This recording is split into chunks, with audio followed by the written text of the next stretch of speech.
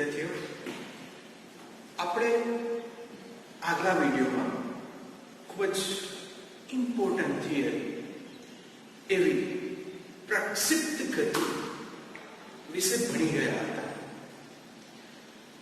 જેમાં આજે આપણે પ્રક્ષિપ્ત ગતિને આધારિત દાખલો જોવાના છે. જે દાખલો છે ઉદાહરણનો 7મો. ઉદાહરણનો 7મો દાખલો કહે છે કે ગેલેલિયોએ એના પુસ્તક જેનું નામ છે ટુ ન્યૂ સાયન્સ માં એવું વિધાન કર્યું કે 45 ડિગ્રીના ખૂણા સાથે 45 ડિગ્રીનો ખૂણો સાથે આકૃતિ પણ સાથે સાથે દોરતા છે. તો હું આ x અક્ષ અને આ y અક્ષ અને આ જે છે એ 45 ડિગ્રી. તો એ જે 45 ડિગ્રી છે એ 45 ડિગ્રીના ખૂણા સાથે એટલે 45 ડિગ્રી આવવો જોઈએ સમાન તફાવત ધરાવતા બે જુદા જુદા કોણે પદાર્થને પ્રક્ષિપ્ત કરવામાં આવે તો એની અવધિ સમાન રહે છે. એ આપણે સાબિત કરવાનું છે. તો 45 ડિગ્રીના જુદા જુદા કોણે આ એક જ બિંદુ આગળથી પદાર્થને ફેંકવાના છે અને એની અવધિ એ સમાન હોવી જોઈએ. એટલે પહેલાની અવધિ r1 અને આ બીજાની અવધિ r2 એ બંને સમાન જ હોવી જોઈએ.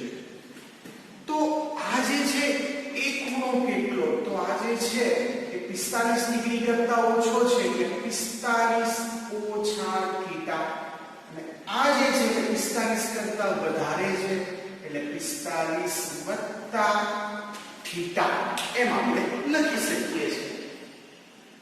તો લખીએ કે 45 ડિગ્રી ના ખૂણા સાથે સમાન તફાવત ધરાવતા બે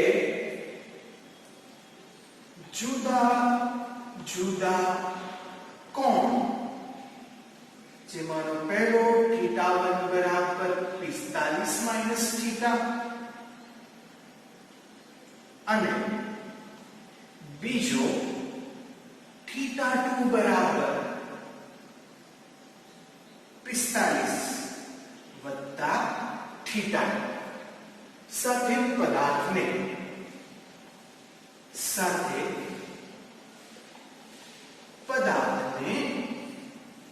આપણે પ્રક્ષિપ્ત કરાવવો છે.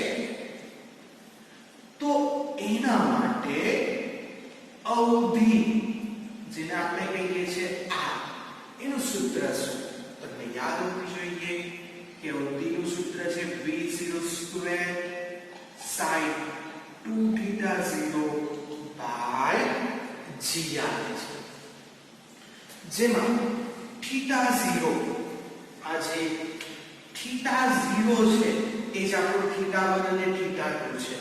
તો ક્રમ બાય ક્રમ θ1 અને θ2 ની વેલ્યુ મૂકતા જોઈએ. શું જવાબ આવે એ પણ નોંધતા જઈએ. તો પહેલા θ1 બરાબર 45 ડિગ્રી ઓછા થીટા માટે શું લખી શકીએ? ત્યારે ધારો કે અવધિ મળે છે r1, તો r1 બરાબર v0 સ્ક્વેર sin 2 થીટાની જગ્યાએ 45 ઓછા થીટા ના છેદમાં g. તો બરાબર v0 સ્ક્વેર sin બે અંદર જાય તો 2 ગુણ્યા 45 એટલે 90 ને 2 ગુણ્યા થીટા એટલે 2 થીટા ના છેદમાં g લખાશે. તો માટે r1 બરાબર ચાલો sin 90 minus theta 90 minus 2 theta જરા ચરણ જોઈ લેવું છું. આ 0 90 180 એટલે 90 minus 2 theta એ OLSTC ના ઓલ વાળા પાર્ટમાં આવે છે. બધા જ ધન કહેવાય. બરાબર. એટલે હું 90 ડિગ્રી છે એટલે sin 90 ડિગ્રી છે એટલે એનું રૂપાંતર cos માં તો કરી જ શકવાનું. cos 2 theta પણ આ કેમ જોવા મળ્યા? cos 2 theta ની આગળ પ્લસ મૂકું કે માઈનસ એટલા માટે. પણ આ પહેલા ચરણમાં છે એટલે વાંધો નથી. તો મને સમીકરણ નંબર 1 આપી દો. ચાલો હવે થીટા 2 બરાબર 45 ડિગ્રી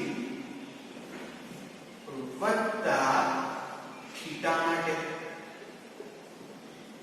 તો એના માટે જે r2 છે તો r2 બરાબર v0 સ્ક્વેર sin 2 થીટા 2 ની જગ્યાએ 45 ડિગ્રી વત્તા થીટા ના છેદમાં g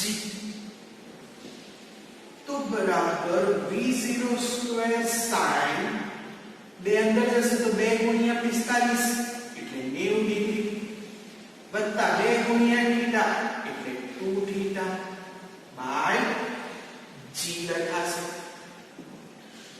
તો માટે હું r2 બરાબર અત્યારે v0 સ્ક્વેર ના છેદમાં g લખી દઉં.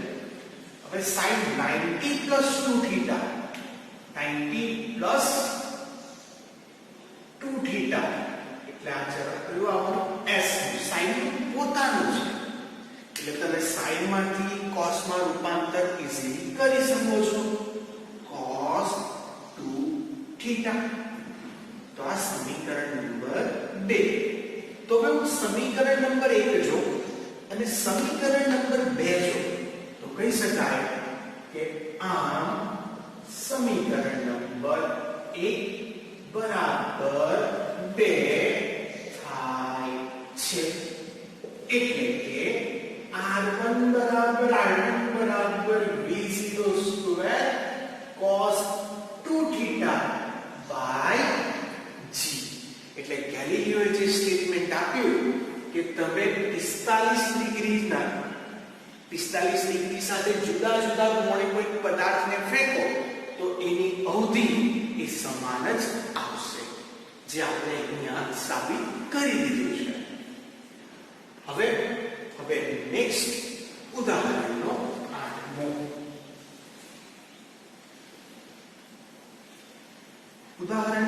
8મો દાખલો પણ ઇમ્પોર્ટન્ટ છે અને એમાં જરા સમજવા માટે વિચારવાની લઈ એ પ્રકારનું છે એટલે ધ્યાનથી જોજો. ઉદાહરણનો 8મો. એક પર્વતારોહક જમીનથી 490 મીટર ઊંચે પર્વતની ધાર ઉપર ઉભેલો છે. ચાલો આ એક જમીન સપાટી છે જેના પર્વતના ટોચ ઉપર આ એક પર્વતારોહક ઉભેલો છે જે જમીનથી 490 મીટર જેટલી ઊંચાઈ પર્વતની છે. તે એક પથ્થરને સમક્ષિતિજ દિશામાં 15 મીટર પર સેકન્ડના પ્રારંભિક વેગથી ફેંકે છે.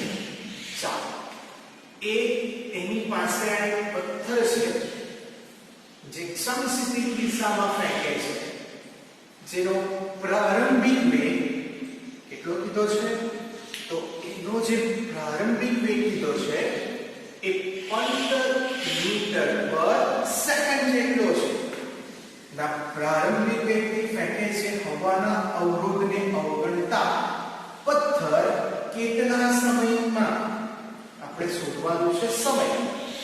કેટલા સમયમાં જમીન ઉપર પડશે તે શોધો તથા જમીન ઉપર અથડાતી વખતે તેનો વેગ પણ શોધવાનો છે.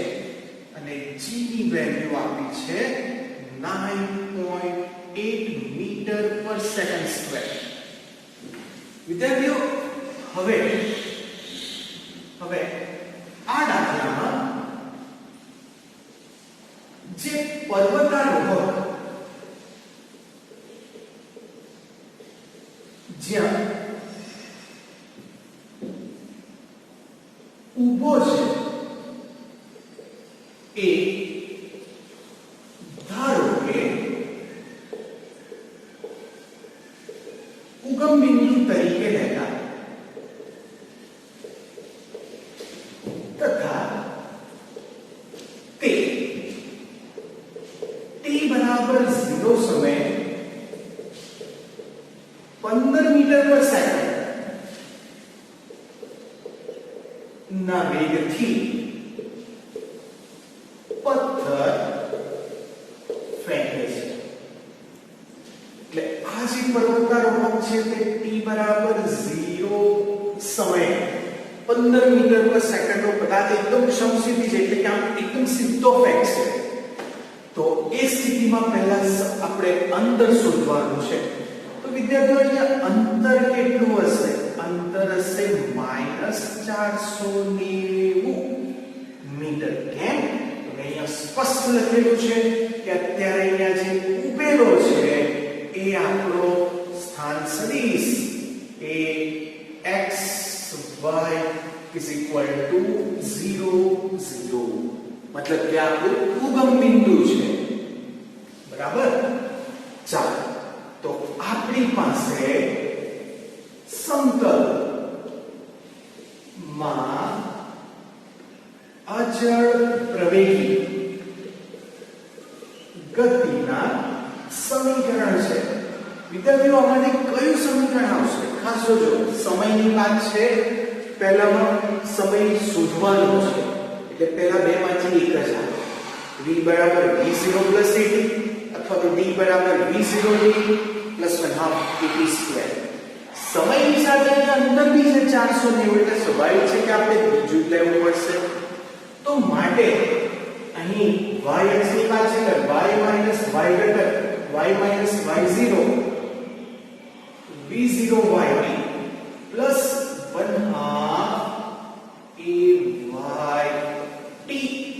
at² લેવાશે.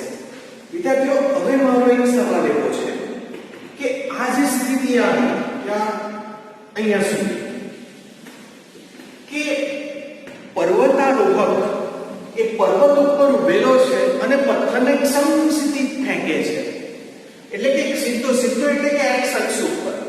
તો શું અહીંયા y અક્ષની વાત કરી? મતલબ કે નથી કરી. તો મતલબ કે અહીંયા y ઘટક એનો સીધો લેવો પડે. તેથી આ જે v0y એ અહીંયા થઈ જશે 0. ચાલો આપણે જોયું છે કે શરૂઆતનું જે અંતર છે એ આપણે 0 તરીકે લેતા છે. બરાબર. અથવા તો અહીંયા તમને ગૂંચવણ પડતું લાગતું હોય તો d of y લખી દો તો પણ વાંધો નહીં. સ્થાન y - y0 એ પણ સ્થાનાંતર સદિશ જ બતાવે અને આ સ્થાનાંતર જ છે એટલા માટે.